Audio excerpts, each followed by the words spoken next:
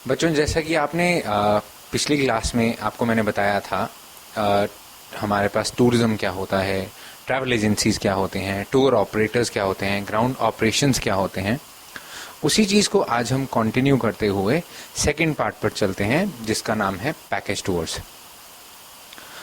अब क्योंकि आपको मैंने पिछले लेक्चर में ये सब चीज़ें बताई थी कि हमारे पास ट्रैवल एजेंसीज का क्या रोल होता है, ट्रैवल एजेंसीज क्या काम करती हैं, तो आपको मैं एक बार एक टर्म हमारी आती है जिसे हम कहते हैं 5 A's ऑफ टूरिज्म, जिस पे पूरी टूरिज्म इंडस्ट्री बेस्ड है। वो चीज़ें मैं आपको बताता हूँ। जैसे सबसे पहले हमारे पास आती है एक्सेसिबिलिटी। एक्सेसिबिलिटी का मतलब होता है किसी जगह की पहुंच, किसी स्थान पर पहुंच पाना, उसे हम कहते हैं एक्सेसिबल। वो जगह तब एक्सेसिबल होती है जब वहां पर पहुंचने का कोई जरिया हो, चाहे वो पानी के माध्यम से हो गया, या वो वायु के माध्यम से है, या वो ज़मीन के माध्यम से है। तब अगर कोई जगह आपके पास एक्सेसिबल है, आप उस जगह पर पहुंच सकते हो, उस जगह की एक्सेसिबिलिटी तभी पॉसिबल होती है। एक्सेसिबिलिटी को हम हिंदी में कहते हैं पहुंच। अब एक्सेसिबिलिटी का टूरिज्म में क्या कंट्रीब्यूशन है, क्या योगदान है और क्यों ज़रूरी है? टूरिज्म, जैसा कि आपको परिभाषा से पूरी तरह पता है कि टूरिज्म एक ऐसी गतिविधि है जिसमें यात्री एक जगह से दूसरी जगह पर घूमने जाता है। घूमने जाने के लिए दूसरी जगह का होना बहुत ज़रूरी है। अगर दूसरी जगह नहीं होगी तो इंसान कैसे किस जगह पर जाएगा? तो इसलिए एक्सेसिबल होना किसी जगह का बहुत ज़रूरी है। अब जैसे कोलंबस की मैं बात करता हूँ। कोलंबस ने एक शहर खोजा था। कोई बता सकते हो कौन सा शहर खोजा था?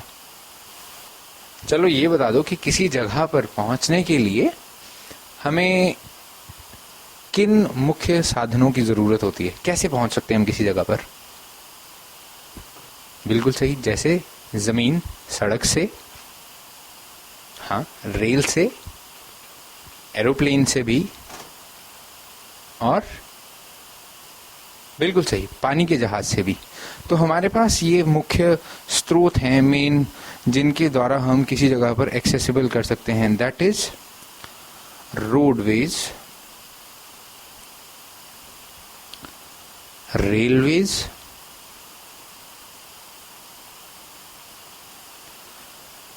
एयरवेज एंड सी शिप्स या क्रूज। जो बड़े बड़े पानी के जहाज होते हैं, जैसे टाइटैनिक हो गया, बड़ी बड़ी, आपने टाइटैनिक मूवी भी देखी होगी, जो बड़े जहाज, लग्जरी जहाज होते हैं, उन्हें हम कहते हैं क्रूज। इसके अलावा एक और मोड ऑफ एक्सेसिबिलिटी है जिसे हम कहते हैं रोपवेज। पहाड़ी इलाकों में आपने कई जगह ऐसा देखा होगा कि एक पहाड़ी से दूसरी पहाड़ी को, या किसी निचले सतह से ऊपरली पहाड़ी की चोटी तक जाने के लिए हम लोग रोपवेज का इस्तेमाल करते हैं। रोपवे क्या होता है? तारों के जरिए एक केबल को चलाया जाता है, ठीक है। अब वो केबल क्या करती है, उन तारों में एक ट्रॉली बना दी जाती है। उस ट्रॉली से लोग पहाड़ी के एक सतह से दूसरी सतह पर ट्रैवल करते हैं, एक नीचे पहाड़ी से ऊंची पहाड़ी पर जाते हैं, उसे हम कहते हैं रोपवेज। अब रोडवेज, आपको पता है कि अगर मैं बात करता हूं इंडिया की, तो रोडवेज हमारे पास मुख्यतः विभाजित हैं नेशनल हाईवेज में,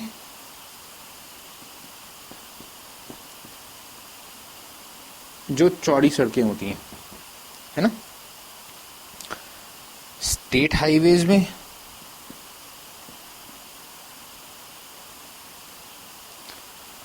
नेशनल हाईवे होते हैं जो दो स्टेट्स को मेजरली कनेक्ट करते हैं, या एक बड़ा हाईवे यानी 3, 4, 5, 6 राज्यों को भी इकट्ठा जोड़ता हुआ जा सकता है। स्टेट हाईवे होते हैं जो आपके राज्य में दो जिलाओं को, दो डिस्ट्रिक्ट्स को कनेक्ट करते हैं, या दो से ज़्यादा भी हो सकते हैं, उन्हें हम कहते हैं स्टेट हाईवेज। फिर होते हैं local roads. Local roads, local road क्या होते हैं कि आपके शहर में एक शहर से दूसरे शहर, दूसरे शहर से तीसरे शहर, इन जगहों पर आपस में कनेक्ट करते हैं। अब इन सब से ऊपर जो काफ़ी बड़े आजकल इंडिया में डेवलपमेंट हो रही है, उन्हें हम कहते हैं क्या? Expressways. अब ये एक्सप्रेस वेज की खास बात क्या है, क्या खासियत है इनकी, कि इन एक्सप्रेस वेज में इनकी चौड़ाई में 4 मेजर डिवीजन होते हैं। यानी कि अगर एक तरफ को आपका ट्रैफिक जा रहा है तो उसकी भी बड़ी लेन होंगी। अब जैसे आपने अपने शहरों में, अपने गांव में देखा होगा कि जो स्टेट हाईवे होता है वो एक तरह की एक सीधी सड़क है, उसमें बीच में डिवाइडर है, कई वाहन इस तरफ जा रहे हैं और ये इस साइड वाले वाहन इस तरफ आ रहे हैं, है ना। लेकिन जब मैं एक्सप्रेस वेज की बात करता हूं तो ये एक्सप्रेस वे एक पूरी सड़क जो कि स्टेट हाईवे में दोनों जाने के लिए और आने के लिए भी यूज हो रही है, वही सड़क सिर्फ एक डायरेक्शन के लिए यूज होती है। और दूसरा सबसे बड़ा अंतर क्या है एक्सप्रेस वेज में, कि एक्सप्रेस वेज की मेटलिंग, इनका जो मेंटेनेंस होती है वो टाइम बाय टाइम जांची जाती है, और उसमें अगर किसी भी तरह की कोई खराबी है, कोई परेशानी है या कोई दिक्कत है, कोई पैच है, कहीं कोई गड्ढा पड़ गया है, तो वो बहुत जल्दी मेंटेनेंस होती है उसकी। क्यों? क्योंकि इसके लिए पब्लिक प्राइवेट पार्टनरशिप का, यानी कि हम प्राइवेट कंपनीज के साथ एक कॉन्ट्रैक्ट करते हैं और एक डील करते हैं, और वो लोग इमीडिएटली, क्योंकि उसको कोई भी अगर आपके रोड में प्रॉब्लम आती है, कहीं रोड टूट गया या रोड धंस गया, बारिश की वजह से रोड ब्लॉक हो गया, तो वो इमीडिएट उसकी सपोर्ट करते हैं, क्योंकि प्राइवेट कंपनी है, इमीडिएटली पैसा लगाएगी। जैसे आप देखिए, अगर गवर्नमेंट की कोई पॉलिसी की मैं बात करता हूँ, गवर्नमेंट ने कहा कि हम अगले आने वाले 5 सालों में आपके राज्य में सड़कें बनाएंगे। गवर्नमेंट ने ये चीज़ कह दी तो उनको इस काम के लिए टाइम लगता है, क्योंकि वो पॉलिसीज़ बनाएंगे, बजट सैंक्शन करेंगे, 100 तरह की फॉर्मेलिटीज़ होंगी। जबकि जब अगर दूसरी तरफ हम देखें तो प्राइवेट कंपनीज़ को जब ये काम दिया जाता है, तो प्राइवेट कंपनीज़ बजाय कि काम को कागज़ों में रखने के, वो उसको प्रैक्टिकल बहुत जल्दी करती हैं। पैसा इन्वेस्ट करेंगी फटाफट, और उस पे जो पैसा उन्होंने लगाया है अपना पैसा वापस ले लेती हैं। तो इसीलिए आपने एक चीज़ और देखी होगी कि जो भी एक्सप्रेस वे होता है, चाहे वो यमुना एक्सप्रेस वे है या आपका हिमालयन एक्सप्रेस वे है। अच्छा, हिमालयन एक्सप्रेस वे से मुझे एक चीज़ याद आई, क्या आप लोग मुझे बता सकते हैं कि हिमालयन एक्सप्रेस वे कहाँ बना है? हाँ, बिल्कुल सही कह रहे हो, ये चंडीगढ़ के नज़दीक है और शिमला को जोड़ता है। बहुत नज़दीक, बहुत नज़दीक, बिल्कुल सही। चंडीगढ़ से शिमला के लिए परवाणु, कालका और पिंजौर से बाईपास होते हुए ये एक 12 किलोमीटर का एक्सप्रेसवे बना है, जिसने शिमला और चंडीगढ़ के बीच की दूरी 129 किलोमीटर से घटाकर 112 किलोमीटर कर दी है।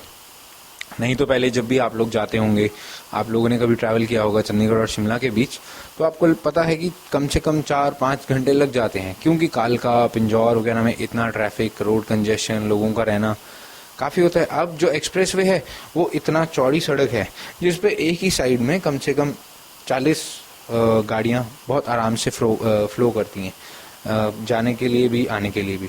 डबल बहुत बड़ा लेन है, तो इसलिए काफ़ी फ़ायदा मिल गया। अब इस एक्सप्रेसवे से टूरिज्म को क्या बेनिफिट हुआ, या अगर मैं कहूँ इस रोडवेज से टूरिज्म को क्या बेनिफिट हुआ? अगर मैंने एक्सप्रेसवे बना दिया तो लोगों को पता है कि अच्छा, पहले जो लोग शिमला नहीं जाते थे कहते कि नहीं यार बहुत लंबा सफ़र है, बहुत गड्ढे हैं, पिंजौर कालका में बहुत जाम लगता है, 100 तरह की लोगों की कंप्लेंट्स थी। तो एक्सप्रेसवे से क्या फ़ायदा हुआ कि लोगों को पता है कि शिमला जाने के लिए 119 किलोमीटर का सफ़र रह गया कुल, और उसमें भी हमें 2 से ढाई घंटे लगेंगे, क्योंकि आधा डिस्टेंस जो है वो एक्सप्रेसवे ने कवर कर दिया। अब रोड की इतनी बढ़िया भूमिका रही, इतना बढ़िया उसका रोल रहा, इतना बढ़िया उसका एक भाग रहा, जिसने शिमला के या रास्ते में आने वाली जगहों के, सोलन के, शोघी के, इन जगह को प्रमोट करने के लिए, इन जगहों को विकसित करने के लिए एक अहम भूमिका दी। अगर ये रोड ना होता तो मुझे नहीं लगता कि आप लोग शिमला जाना पसंद करते, या कोई भी टूरिस्ट किसी जगह पे, चाहे वो सोलन होगी या कुफरी, नालदेहरा, चायल, कोई भी जगह होगी, वहाँ जाना पसंद करते एज अ टूरिस्ट। लेकिन अगर मैं बात करूँ किसी की मजबूरी है तो जाना पड़ेगा, 6 घंटे लगे, 7 घंटे लगे, चाहे जितना मर्जी टाइम हो, है कि नहीं। तो इसीलिए expressways, local road, state highways, national highways, ये विभिन्न भाग हैं किसके, रोडवेज के। पहला जो एक्सेसिबिलिटी में पॉइंट हुआ रोडवेज, वो आपको क्लियर हो गया, ठीक है। अब हम आते हैं रोडवेज के बाद रेलवेज पे। अब मुझे बताइए कि रेलवेज कितनी तरह की होती हैं, कोई बताएगा? आप में से बताएगा कोई? नहीं, हाँ बताइए। एक ब्रॉड गेज और दूसरी नैरो गेज। एक ब्रॉड गॉज और एक नैरो गॉज। इंडिया में इस टाइम हमारे पास 3 तरह की जो है रेलवेज हैं, मतलब 3 ऐसे स्टेशन हैं जहां पर हमारी नैरो गॉज रेलवेज चलती हैं। एक है सिलीगुड़ी में, जो कि है असम, दूसरी है शिमला कालका,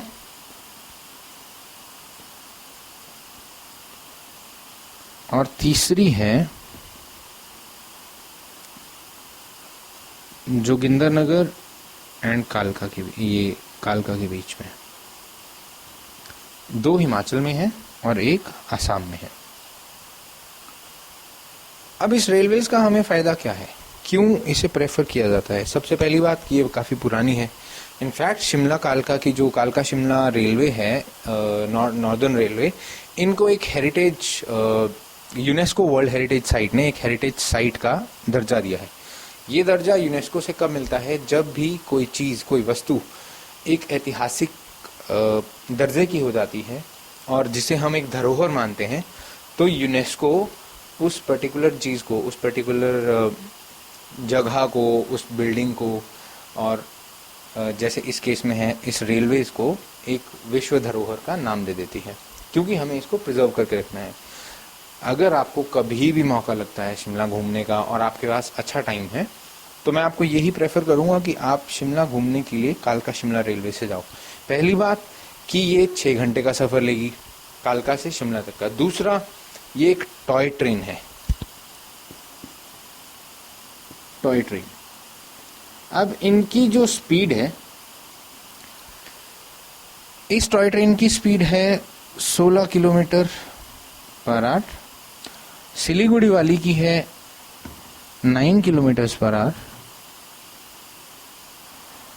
और सबसे इम्पोर्टेंट पॉइंट क्या है कि ये जब चलती हैं अपने ट्रैक पर इतने आराम से, और जो सीनरी है, जो व्यू है, जो प्रकृति की असली सुंदरता है, आप इस टॉय ट्रेन के थ्रू ही, चाहे वो आपका सिलीगुड़ी है, चाहे वो आपका शिमला है, आप प्रकृति को अच्छी तरह से तभी निहार सकते हो अगर आप इस टॉय ट्रेन से सफ़र कर रहे हो। जैसे ही आप ट्रेन से बाहर देखोगे, आपको इतना ब्रिटिश आर्किटेक्चर के इतने पुराने ब्रिजेस मिलेंगे जिन पर ये ट्रेन बिछाई गई थी। और उस ज़माने में, जबकि मैं आज से 60-70 साल पहले की बात अगर करूं, इतने बड़े बड़े पहाड़ों में ऐसी चीज़ों को बनाना मुमकिन ही नहीं था। उस ज़माने में 109 टनल्स को खोदना और बनाना बहुत बड़ी चीज़ थी, जबकि हमारे पास आज के जैसे इक्विपमेंट्स हैं, जीपीएस हो गया, कई सैटेलाइट्स हो गए, हम देख सकते हैं कि पहाड़ों में कहाँ कहाँ से बीच में टनलिंग की जा सकती है। उस टाइम पर 109 टनल्स बनाना अपने आप में बहुत बड़ी बात थी। और ये 109 टनल हैं आपके कालका शिमला रेलवे ट्रैक पर। इन टनल्स में भी एशिया की बिगेस्ट टनल का नाम आता है, जिसका नाम है बड़ोग टनल। 3.5 किलोमीटर्स की इसकी लंबाई है। एक पहाड़ में 3.5 किलोमीटर लंबी सुरंग खोदना और उस पे रेल को चलाना और उस सुरंग का मेंटेन रहना, पूरे मैनुअल तरीके से आपने उस टनल को बनाया है, ये अपने आप में एक बहुत बड़ी अचीवमेंट थी और जिसका मेन क्रेडिट जाता है बाबा भलखू, BHALKHU।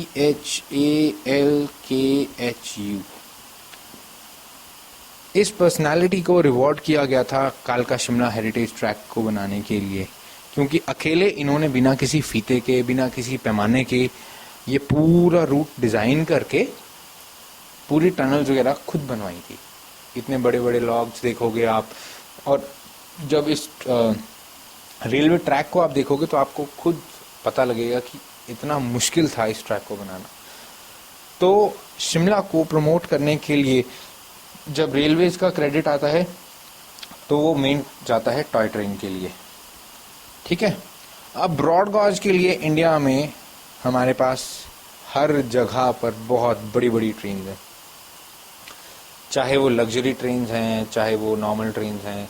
दुनिया पूरे भारत के किसी भी कोने में अगर हम चले जाएं तो हमारे को ट्रेन ज़रूर मिलती ही मिलती है। अच्छा, अब इसी ट्रेन से मुझे याद आया, ब्रॉड गेज नैरो गेज तो हो गई, क्या आप लोगों ने कभी लग्जरी ट्रेन्स का नाम सुना है कि लग्जरी ट्रेन्स क्या होती हैं? नहीं? अच्छा, मैं आपको बताता हूँ। इंडिया में सबसे पहली जो हमने लग्जरी ट्रेन चलाई थी, लग्जरी ट्रेन का मतलब होता है एक ऐसी ट्रेन जिसमें आपको सभी प्रकार की सहूलियतें मिलती हैं। एसी होता है, उसमें जिम होता है, बार होता है, रिक्रिएशन सेंटर होता है, आपके किंग साइज बेडरूम्स होते हैं, king size queen size bedrooms होते हैं। आप हर एक एक्टिविटी कर सकते हो जो भी आपको लेजर एक्टिविटी करनी है। रेस्टोरेंट्स होते हैं काफ़ी बड़े बड़े, काफ़ी आलीशान टाइप के। तो रेलवेज में इंडिया में जो सबसे पहली लग्जरी ट्रेन चली थी उसका नाम था, कोई बताएगा? एनीबडी? नहीं? इसका नाम था पैलेस ऑन व्हील्स। अब पैलेस ऑन व्हील्स क्या थी? ये एक ऐसी लग्जरी ट्रेन थी जो कि चली राजस्थान में। राजस्थान जो कि अपनी धरोहर के लिए माना हुआ है, राजाओं रजवाड़ों के लिए माना हुआ है, इसका ओरिजिन था सिर्फ राजस्थान के लिए। लेकिन जो सबसे बड़ा मकसद क्या था पैलेस ऑन व्हील्स का? टूरिज्म को प्रमोट करना। 7 दिन के रूट में ये राजस्थान के काफ़ी बड़ी बड़ी जगहों को कवर करती है, जैसे बीकानेर, जोधपुर, जयपुर, जैसलमेर और आपका उदयपुर, ठीक है। इससे राजस्थान की टूरिज्म को क्या बेनिफिट मिला कि जो आपके अंग्रेज आते थे, इंग्लिश क्लाइंट्स आते थे, उन्होंने इंडिया में आकर, इंडिया क्योंकि पहले ही आपको मैंने बताया था कि भारत देश एक ऐसा देश है जहां पर पर्यटन के लिए बहुत सारी हमारे पास अपॉर्चुनिटीज़ हैं, ठीक है। इंडिया में लोग और ख़ासकर इंग्लिश आपके फॉरेन ट्रैवलर्स आना क्यों पसंद करते हैं? क्योंकि हमारे पास n नंबर ऑफ वैरायटीज़ हैं। हम इंडिया में जाना जाता है यूनिटी इन डाइवर्सिटी।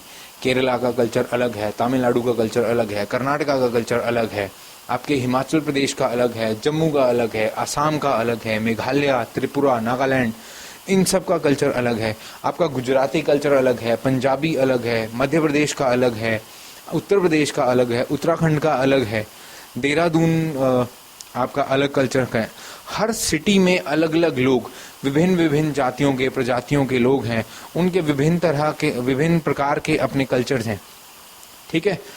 इंडिया में जो भी टूरिस्ट आता है, जो भी फॉरेन टूरिस्ट आता है, उसकी अपनी अलग एक्सपेक्टेशंस होती हैं, अलग उम्मीदें होती हैं, क्योंकि इतनी वैरायटी पूरे विश्व के किसी देश में आपको नहीं मिलेगी। चाहे वो धार्मिक तरह से है, चाहे वो सांस्कृतिक रूप में है, चाहे वो लोगों के रूप में है, चाहे वो खान पान में है, या वो रहन सहन में है, किसी भी तरह से अगर हम देखें तो हमें ऐसी विभिन्नता, ऐसी वैरायटी किसी भी देश में नहीं मिलेगी। और उन्हीं के लिए इन 5 एज ऑफ टूरिज्म का होना बहुत जरूरी है, जिसमें हम बात कर रहे हैं एक्सेसिबिलिटी की।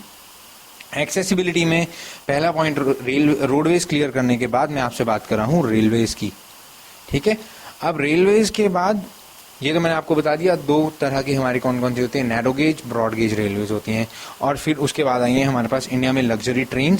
अभी हमारे पास जो पहली थी पैलेस ऑन व्हील्स, उसके बाद आई हमारे पास डेक्कन ओडिसी। डेक्कन ओडिसी चली महाराष्ट्र में। डेक्कन ओडिसी के बाद आई हमारी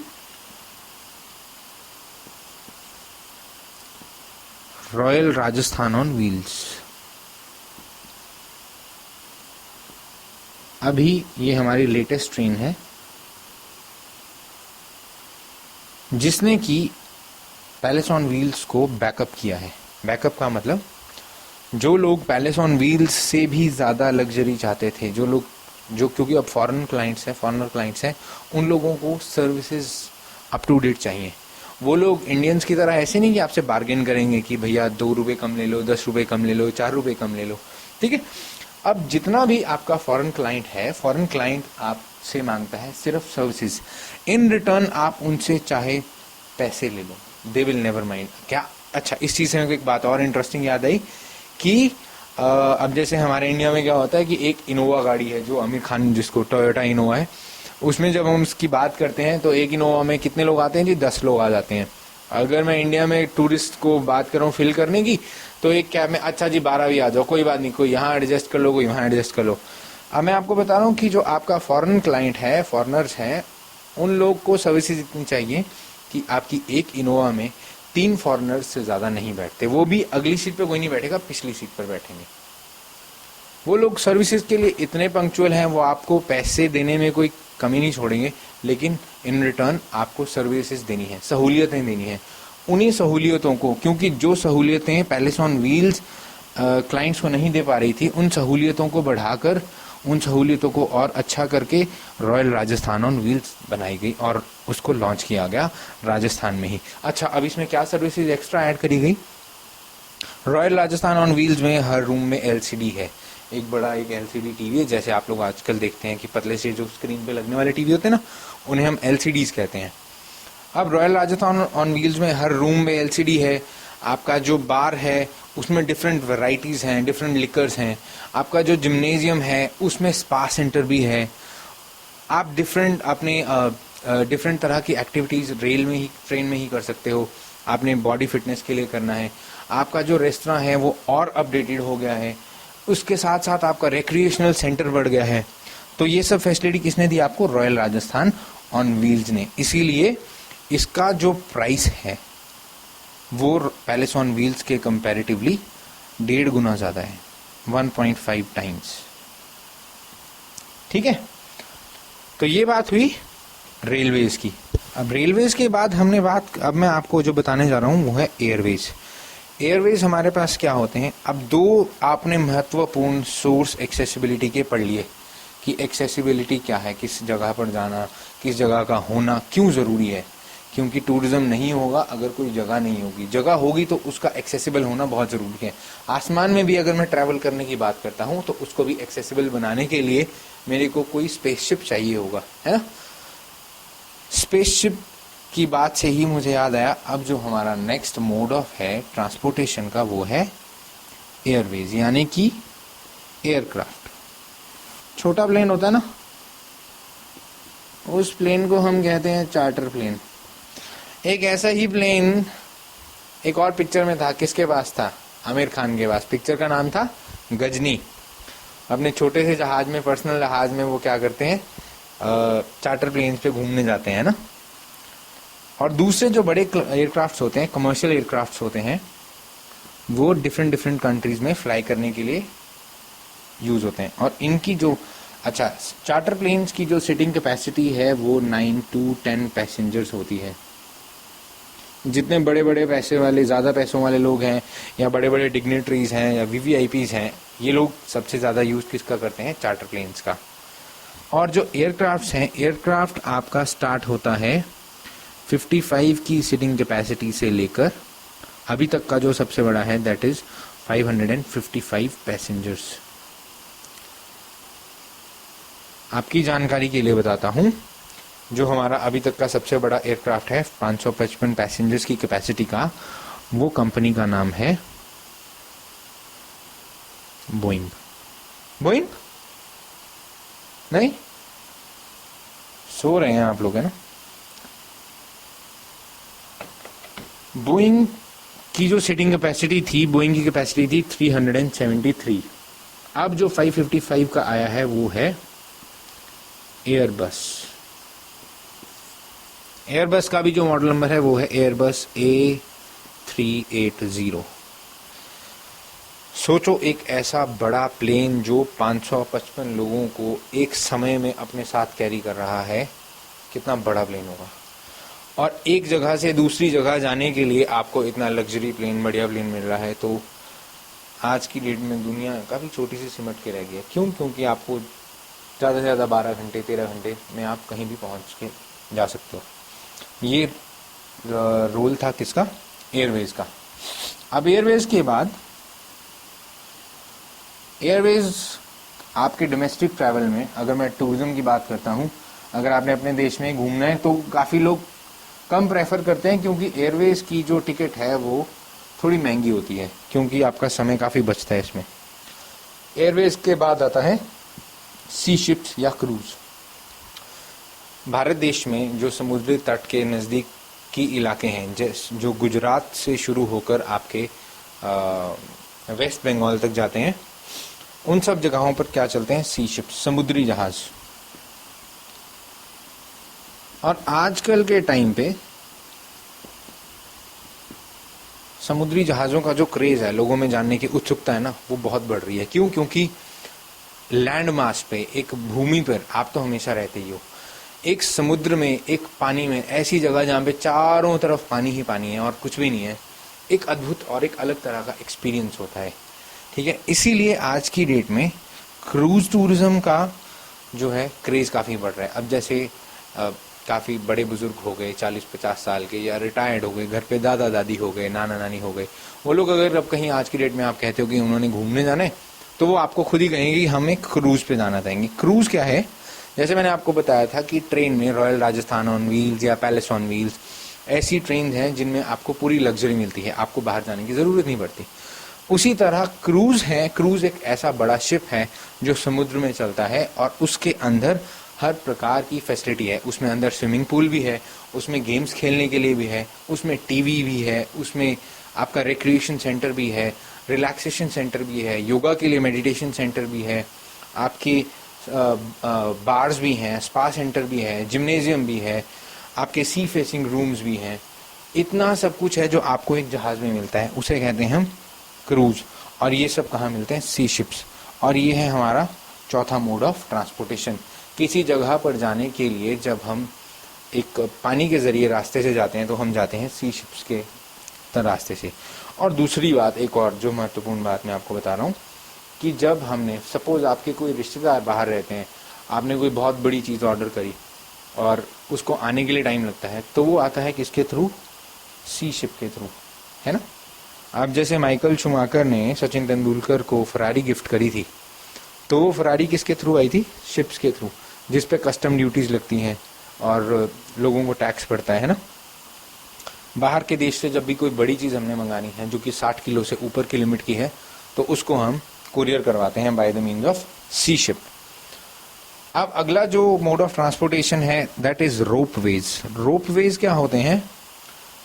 एक पहाड़ी से दूसरी पहाड़ी पर जाने के लिए जब हम लोग अलग तरह के इस्तेमाल करते हैं एक ट्रेन का, जैसे ये एक पहाड़ी है, इस पहाड़ी से इस पहाड़ी पर जाने के लिए मैं 2 रोप्स के थ्रू कनेक्ट कर रहा हूँ और यहाँ पे एक ट्रॉली लगा दी जाती है। इस ट्रॉली में पैसेंजर्स ट्रैवल करते हैं, इसे हम कहते हैं क्या? रोपवे।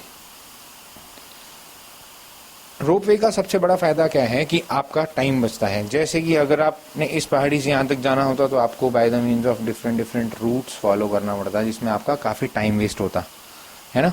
तो अब रोपवेज का फायदा क्या हुआ कि आपको यहाँ से यहाँ तक जाने के लिए, एक टूरिस्ट डेस्टिनेशन या स्पॉट पर जाने के लिए आपको कम टाइम लग रहा है और आपकी एनर्जी भी डेफिनेटली बच रही है। तो ये था एक्सेसिबिलिटी, जो कि 5 एज ऑफ टूरिज्म में सबसे पहला ए माना जाता है।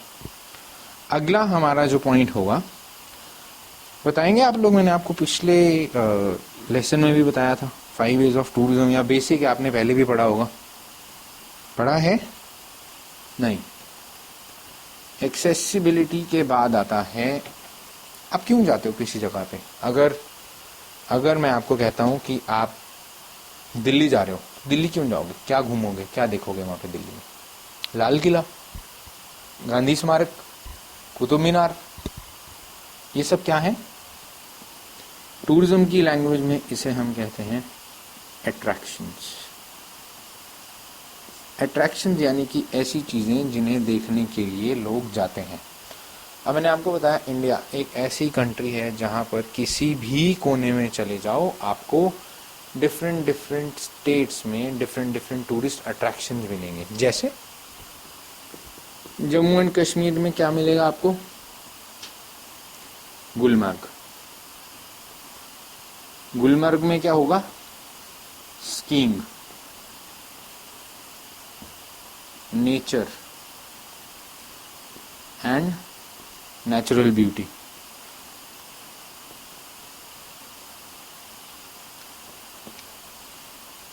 जम्मू कश्मीर के बाद अगर मैं बात करता हूँ हिमाचल की, हिमाचल में दोबारा आपको नेचर एंड नेचुरल ब्यूटी। फिर आगे आपकी राजधानी दिल्ली। दिल्ली में काफ़ी मॉन्यूमेंट्स होंगे। मॉन्यूमेंट्स जैसे पुरानी बिल्डिंग्स, लाल किला, कुतुब मीनार,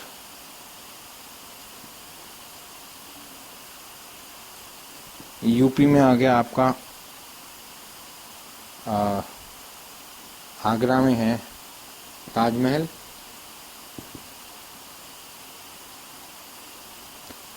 यूपी से हम थोड़ा आते हैं पंजाब। पंजाब रिलीजियस टूरिज्म के लिए फेमस है, वहाँ पे है अमृतसर में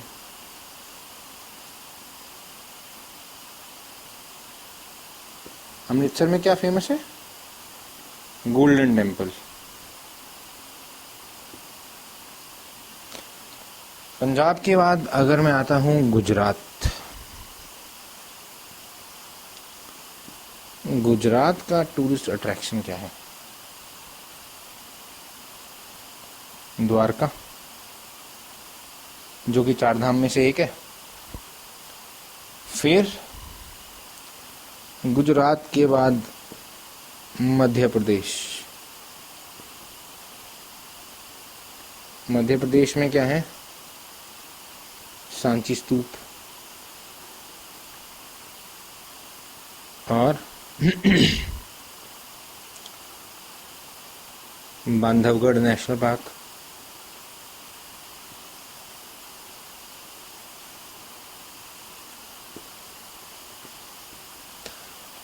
फिर मध्य प्रदेश के बाद आता है हमारे पास गोवा। गोवा में क्या है? सी लाइफ बहुत फेमस है। गोवा में लोग मौज मस्ती करने के लिए आते हैं, है। बॉम्बे हो गया, बॉम्बे में आपका बॉम्बे के टूरिस्ट, बॉम्बे की बॉम्बे स्टॉक एक्सचेंज होगी, बॉम्बे में आपका सी एरिया हो गया, है ना।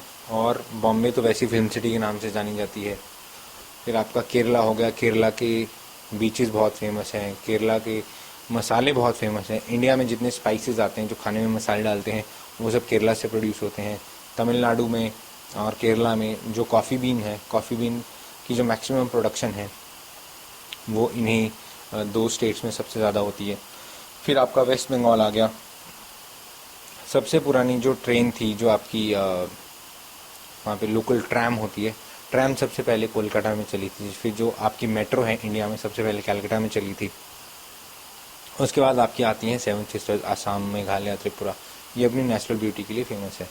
इसी तरह मैं आपको कह रहा हूँ कि इंडिया के जितने भी स्टेट्स हैं, हर स्टेट में टूरिस्ट के पास घूमने के लिए, एक डिफरेंट एक्सपीरियंस लेने के लिए एक अलग स्टेट है। ठीक है। तो ये हुआ हमारा सेकंड ए, जिसका नाम है अट्रैक्शन। अट्रैक्शन के बाद अगला आता है सेकंड ए के बाद अब हमारे पास जो थर्ड इंपॉर्टेंट ए आता है। पहला हो गया आपका क्या, एक्सेसिबिलिटी। इस चीज का सीक्वेंस अपने दिमाग में याद रखिएगा, क्योंकि ये एज अ टूरिज्म प्रोफेशनल आपको टिप्स पर होना चाहिए। 5 A's of tourism means basics of tourism. आपको अगर आप किसी के साथ कभी बात करते हैं, कभी आप किसी से इंटरेक्ट करते हैं, कोई भी इंसान पूछता है टूरिज्म क्या है, तो आप उन्हें बता सकते हैं, लेकिन आपको इसका सीक्वेंस मालूम होना चाहिए। सबसे पहले आती है एक्सेसिबिलिटी किसी भी जगह पर, दूसरी आती है अट्रैक्शन कि उस जगह पर जाने में क्या अट्रैक्शन है, किस चीज के लिए हम जा रहे हैं। तीसरी आती है अकोमोडेशन। अब अकोमोडेशन की मैं बात करता हूं। अकोमोडेशन क्या है, जैसे अकोमोडेट का मतलब होता है रहना। किसी टूरिस्ट प्लेस पे आप जा रहे हो, सड़क पे तो रहोगे नहीं, है ना, तो रहने के लिए आपको कोई जगह चाहिए, चाहे वो धर्मशाला हो गई, सराय हो गई, कैरावैन हो गया, किसी का होटल हो गया, घर हो गया, लॉज हो गया, डिफरेंट टाइप्स होते हैं। अब अकोमोडेशन के हमारे पास 2 मेजर डिविजन होते हैं, जिसमें आती है आपकी प्राइमरी अकोमोडेशन और दूसरी होती है सेकेंडरी अकोमोडेशन। प्राइमरी अकोमोडेशन क्या होती है, जिसमें आपके आते हैं hotels, motels, resorts, secondary hotels होते हैं, सेकेंडरी अकोमोडेशन होती है कैरावैन्स, धर्मशाला, सराय, गेस्ट हाउसेस, सर्किट हाउसेस,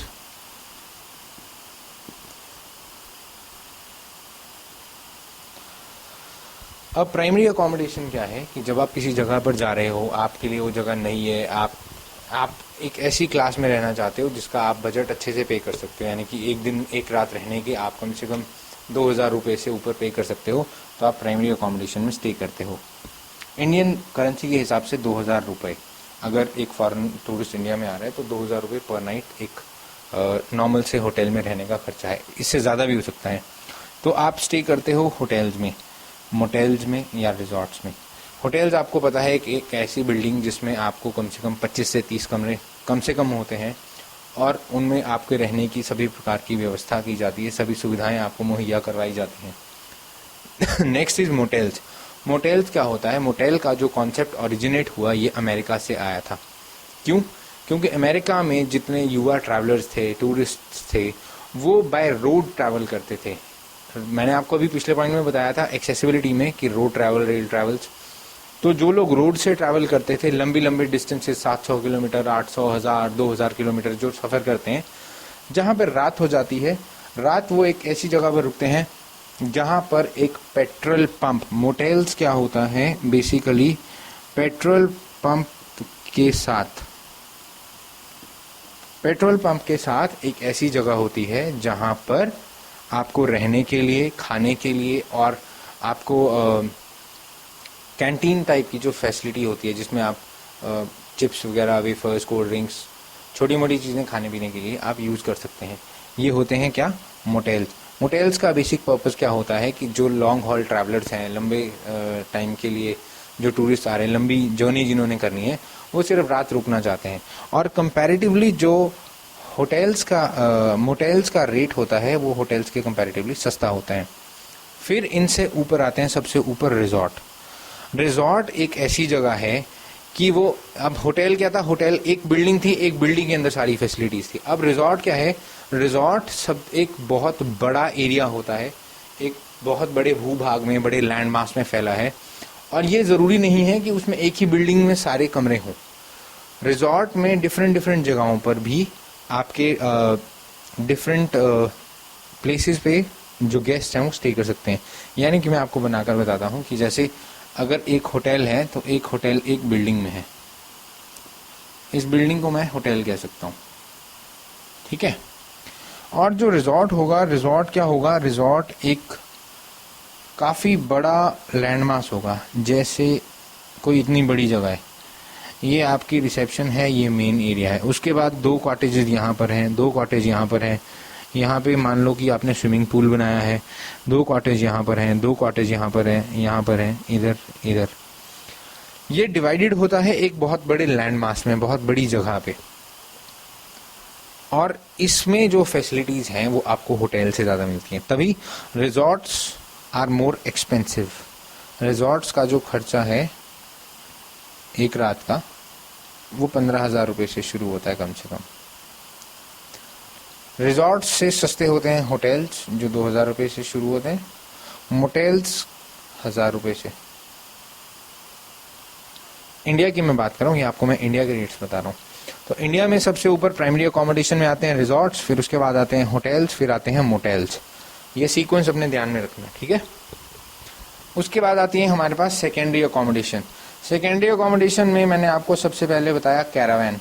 स्वदेश पिक्चर आप लोगों ने देखी थी, स्वदेश, जिसमें शाहरुख खान होता है, वो गाना था ये तारा वो तारा, हाँ बिल्कुल वही वाली स्वदेश पिक्चर में। जब उसके पास अपना ट्रक होता है, उस ट्रक में शाहरुख खान नहाता भी है, उसका बेड भी उसी में होता है, टीवी भी उसमें होता है, खुद आगे गाड़ी भी वो ड्राइव कर रहा होता है ना। तो ऐसे ट्रक को हम क्या कहते हैं, कैरावैन। यानी कि आप कहीं घूमने जा रहे हो, अपनी कैरावैन ले जाओ, कैरावैन में आपको सारी फैसिलिटीज भी होंगी, फ्रिज भी होगा, खाने के लिए गैस भी बना रखी होती है उसमें। और इनफैक्ट जो बड़े बड़े फिल्म स्टार्स होते हैं ना, जब वो कभी शूटिंग के लिए जाते हैं तो अपनी बड़ी बड़ी कैरावैन साथ में ले जाते हैं, ताकि अगर थक गए, रेस्ट करना है, तो उसमें अंदर बेड भी है, रेस्ट कर लेते हैं, सो जाते हैं। और भूख वगैरह लगी तो खाना बनाने के लिए भी सब कुछ है।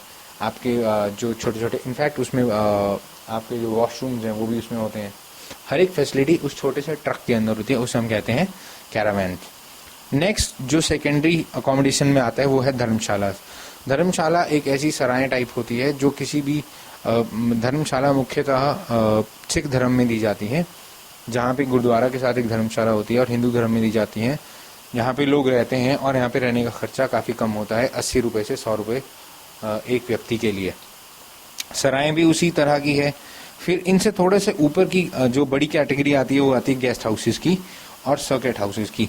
ये गवर्नमेंट एम्प्लॉयज़ को मुख्यतः दी जाती हैं, या प्रेस के लोग हो गए, या बैंक के लोग हो गए, जो नौकरी पेशा सरकारी नौकरी में जो लोग होते हैं, उन्हें गेस्ट हाउस और सर्किट हाउसेस दिए जाते हैं, प्रोवाइडेड आपको इनकी पहले बुकिंग करवानी पड़े। तो ये पार्ट हैं किसके, सेकेंडरी अकोमोडेशन के। 2 तरह की अकोमोडेशन मैंने आपको मेजर बताई, एक प्राइमरी और एक सेकेंडरी। सेकेंडरी अकोमोडेशन का आपका जो यूज़ है वो डोमेस्टिक ट्रैवल में ज़्यादा होता है। डोमेस्टिक ट्रैवल का मतलब है मेरा कि अगर आप इंडिया में अपने स्टेट से कहीं बाहर जा रहे हो, अगर आप पंजाब से हरियाणा जा रहे हो, या आप या आप दिल्ली जा रहे हो, या आप यूपी जा रहे हो, तो आप वहाँ पर अगर आपके पास बजट नहीं है, अगर आपके पास पैसे नहीं है, आप थोड़ी अकोमोडेशन में कॉम्प्रोमाइज़ कर सकते हो, तो आप ऐसी जगहों पे रहोगे, धर्मशाला होगी, सराय होगी, गेस्ट हाउसेस हो गए। वेयर एज अगर आपके पास बजट ठीक है तो आप प्राइमरी अकोमोडेशन में रहोगे, जिसमें होटल्स होंगे, रिजॉर्ट्स होंगे, मोटेल्स होंगे। तो ये हुई हमारी तीसरी important A, that is accommodation. क्यों अकोमोडेशन का होना क्यों ज़रूरी है, मुझे ये चीज़ बताना चाहूँगा मैं आपको, कि जब भी हम किसी जगह पर जाएंगे, अगर आप टूरिज्म की डेफिनेशन याद करो, एक टूरिस्ट की डेफिनेशन याद करो, तो एक टूरिस्ट वो इंसान है जो अपने रहने की जगह से कम 24 घंटे घर से बाहर रहता है। अब 24 घंटे से ज़्यादा घर से बाहर रहेगा तो भी एक रात तो कहीं काटेगा, सड़क पर तो काटेगा नहीं। सड़क पर काट भी ली तो एक दिन से ज़्यादा उसने रहना है, 24 घंटे से ज़्यादा का उसका टाइम है, तो कोई रहने की उसको जगह तो चाहिए ना, कोई उसको एक आवास तो चाहिए जहाँ पे वो रहेगा। तो टूरिज्म में एक टूरिस्ट का डायरेक्ट रिलेशन है अकोमोडेशन से, रहने से, इसलिए third A of tourism that is accommodation. फिर उसके बाद आता है अकोमोडेशन के बाद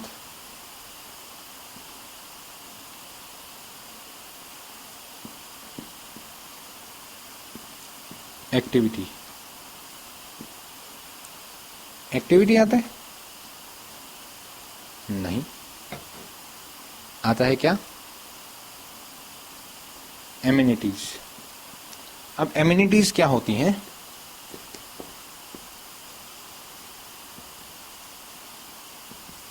एमिनिटीज यानी कि सुविधाएं।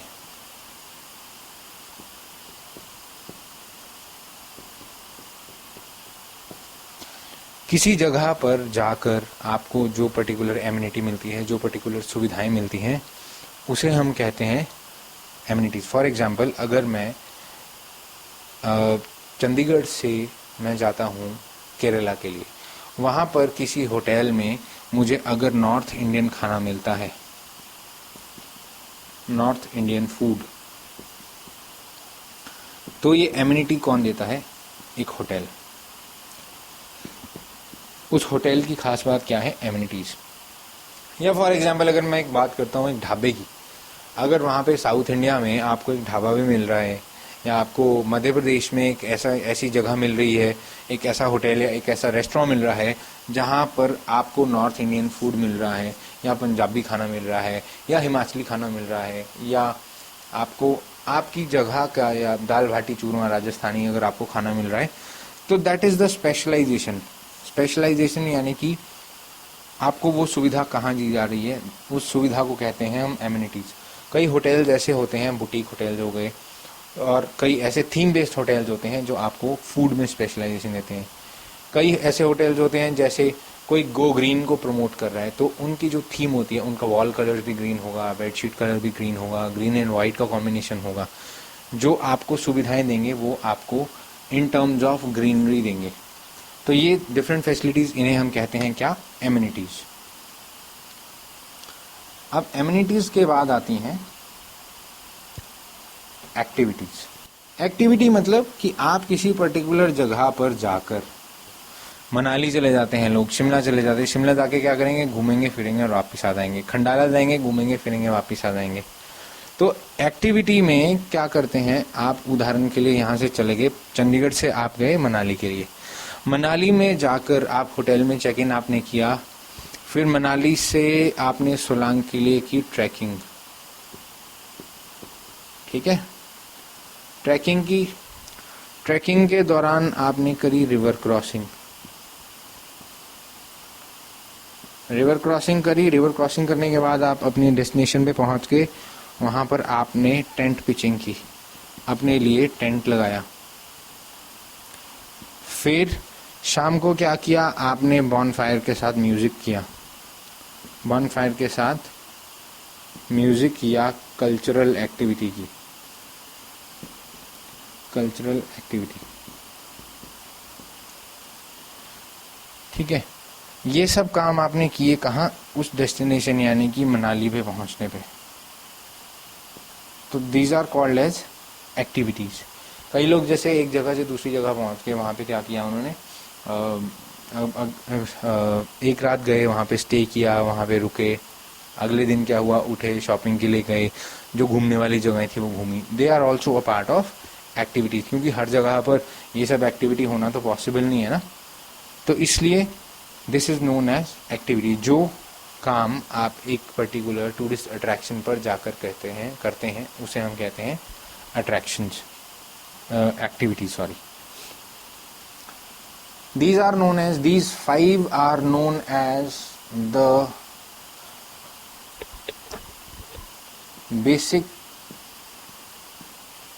या 5 A's of tourism।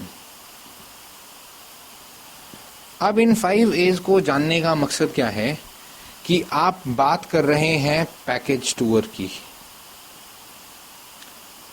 एक पैकेज टूर में आपको 5 A's का होना बहुत ज़्यादा ज़रूरी है। अगर आपके पास एक क्लाइंट आता है, क्लाइंट कहता है कि मुझे जाना है मध्य प्रदेश या मुझे जाना है राजस्थान, आपकी कंपनी है वो चंडीगढ़ में बेस्ड है, तो आपको सबसे पहले एक्सेसिबिलिटी पता होनी चाहिए। राजस्थान की एक्सेसिबिलिटी क्या है?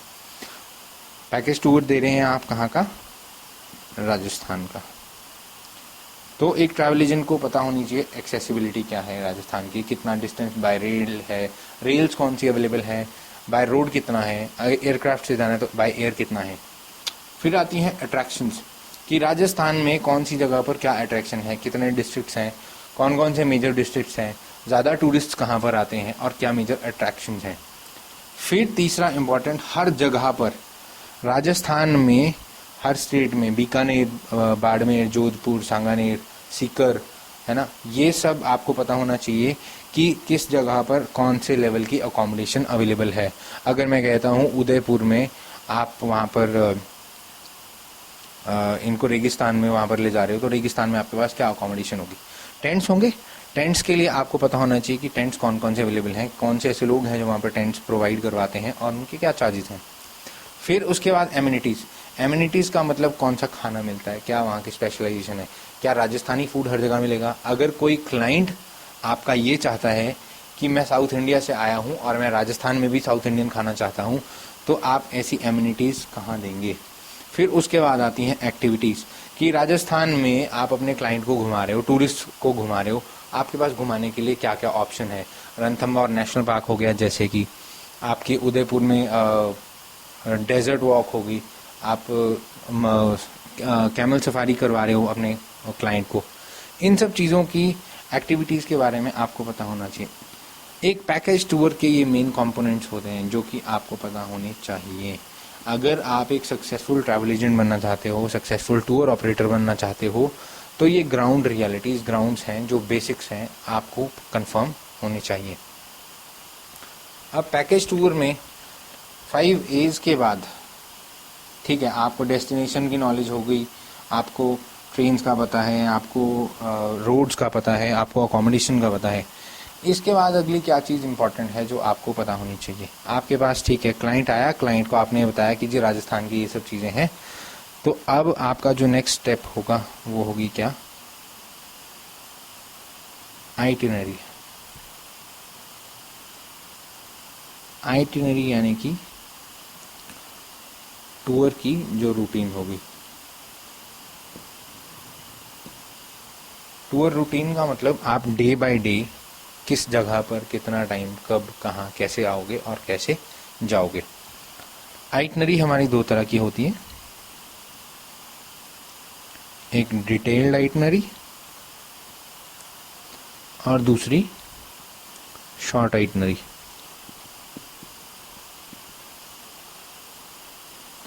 डिटेल्ड आइटनरी क्या होती है कि अगर 4 days 3 nights का मैं एक पैकेज बना रहा हूँ, गोल्डन ट्रायंगल। अब इंडिया में गोल्डन ट्रायंगल कहाँ फेमस है, ये आपको पता होना चाहिए। दिल्ली, जयपुर एंड आगरा।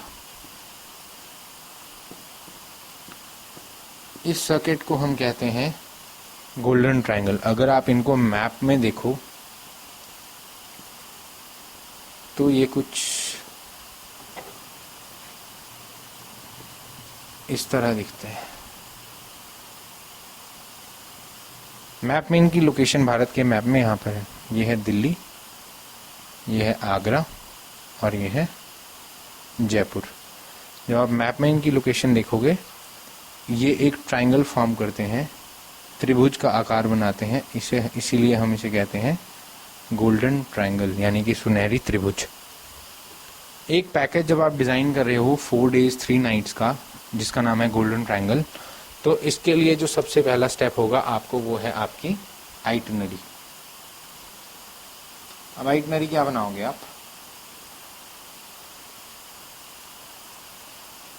एक ऐसा प्रोग्राम होगा आइटनरी जो आपके क्लाइंट को हर डे की रूटीन बताएगा। अब क्लाइंट ने आपके कहाँ से जाना है? चंडीगढ़ से। तो डे 1 इज चंडीगढ़ से दिल्ली। दिल्ली में किसी होटल्स में रुकेगा और डे 2 दिल्ली से जयपुर। डे 3 जयपुर से आगरा एंड डे 4 आगरा से दिल्ली और दिल्ली से चंडीगढ़। ये है आपकी 4 डेज और 3 नाइट्स की आइटनरी, जो कि स्टार्ट हो रही है कहाँ से, चंडीगढ़ से, और ख़त्म हो रही है चंडीगढ़ पर। ठीक है, एक आइटनरी है ये 4 डेज एंड 3 नाइट्स की। इस तरह की जो आइटनरी है, जो आपको ब्रीफ डिस्क्रिप्शन देती है आपके टूर प्रोग्राम के बारे में, इसे हम कहते हैं ब्रीफ आइटनरी। Brief itinerary. अब ब्रीफ आइटनरी का काम क्या होता है कि आप देख रहे हो आपके सामने है, आपको बता रहे हैं कि डे 1 पे चंडीगढ़ से दिल्ली जाएंगे, डे 2 पे दिल्ली से जयपुर जाएंगे, डे 3 पे जयपुर से आगरा जाएंगे, डे 4 पे आगरा, दिल्ली, चंडीगढ़। ये आपको डिस्क्राइब कर रही है क्या, 4 दिन का जो आपका रूटीन है कि आपने 4 दिन में कहाँ कहाँ क्या काम करना है। Clear?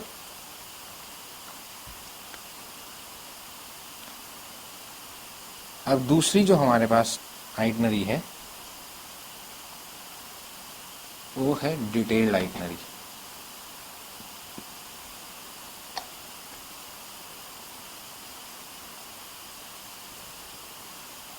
Four days 3 nights golden triangle.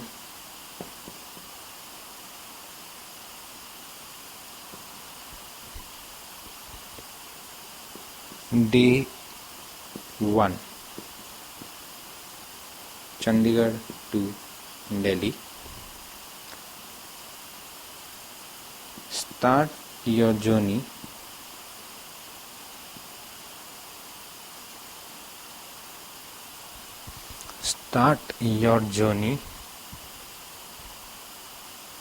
from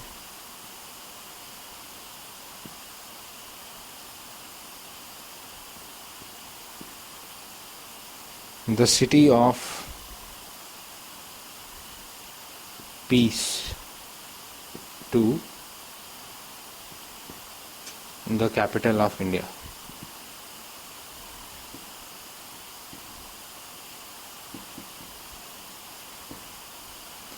ये आपको डिस्क्रिप्शन दे रही है हर एक चीज की, आप क्या करोगे। After 6 hours arrive Delhi and check in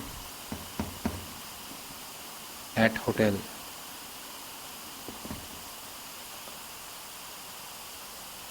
day 1 आपका कंप्लीट हो गया कि आपने चंडीगढ़ से दिल्ली पहुंचना था।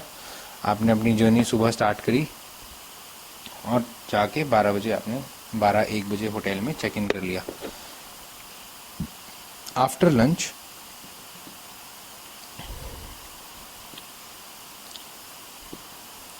Half day sightseeing at Delhi. अब ये साइट सीइंग क्या है? जब हम किसी लोकेशन को देखने के लिए जाते हैं, जंतर मंतर घूमने जा रहे हैं, लाल किला घूमने जा रहे हैं, कुतुब मीनार घूमने जा रहे हैं, तो उसे हम क्या कहते हैं? Sight seeing. ये डे 1 की जो पूरी डिटेल आपको आइटनरी में दी, बिल्कुल इसी तरह लिखा होगा कि आप क्या काम कब करोगे। इसे हम क्या कहते हैं? Detailed itinerary. डे 1 का इतना बड़ा जो ये सब लिखा, सिमिलरली हर डे के लिए आपके पास ऐसी डिटेल होगी। दिल्ली से जयपुर, इसमें क्या होगा?